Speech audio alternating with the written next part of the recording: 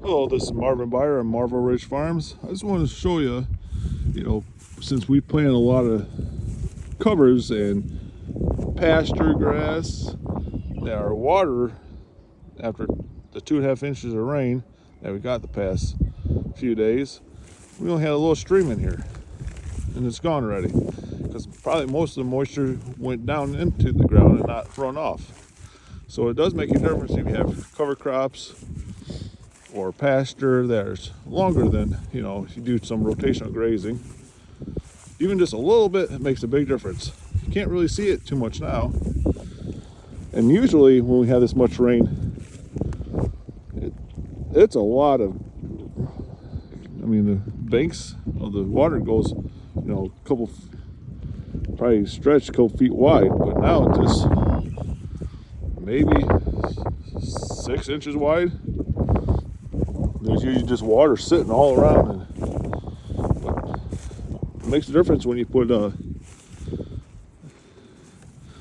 seed in the ground and just let it grow for cover crops or pasture.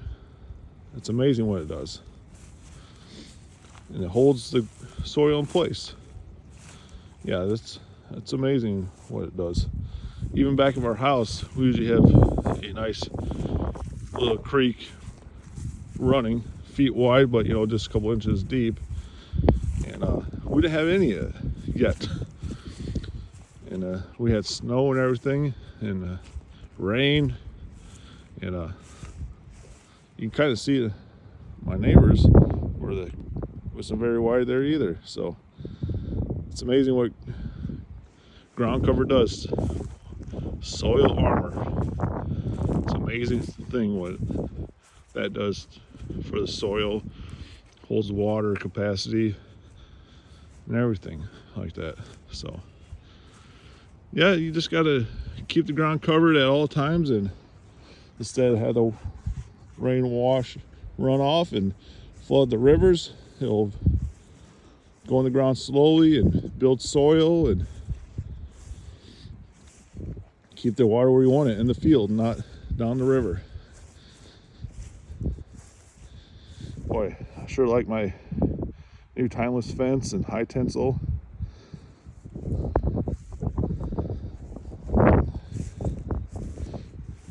See, this was a waterway here, and you would just have water gushing through here. Probably even now, even over there, how much rain we got. But since we got armor on the soil with plants, and you can tell where I drove my property with my truck in the wintertime and summer, we got her in the ground. I figured, well, it's not going to hurt that much instead, but it just compacts the soil and doesn't come up very well. And I don't like driving when it's wet, so I walked this when it was wet. But here's another view of the cover crops. You can see the clover coming up like crazy in here.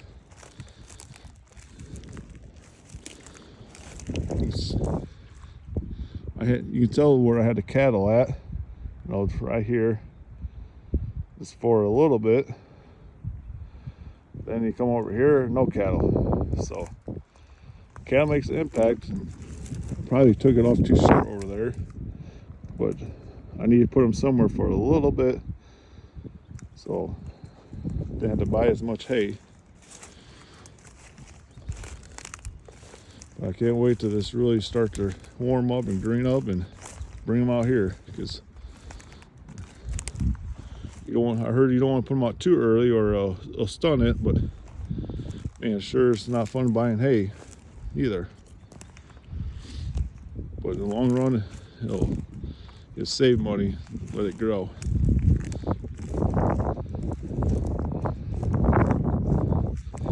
Yeah, this was all mostly cereal rye and hairy vetch, and like I said, I spread some clover in here last spring. Oh, it was 20 or 22 fall, wasn't it?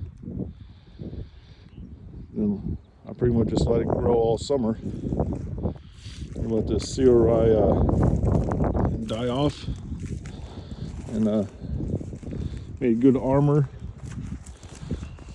And the hairy vetch, I mean, look at that, good armor.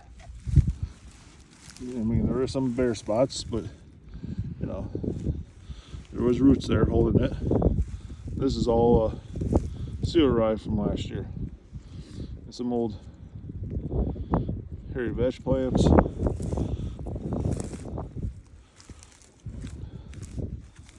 Whew. So you got little seeds right there. I'm going to sprout. Starting to sprout. Look at the hairy vetch. And the clover. Seal rye.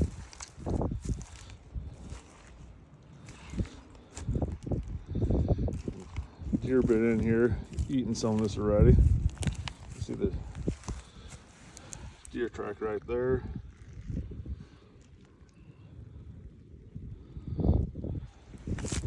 Here's some old seed. Still hasn't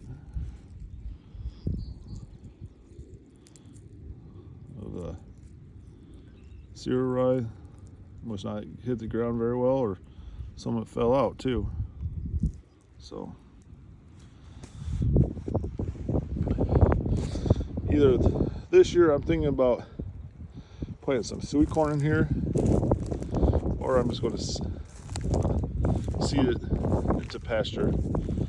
Let's see what comes up here this spring. Because last year the hairy vetch was so thick in here, then it came and reseed itself again. So this is probably like the third or fourth seeding of hairy vetch.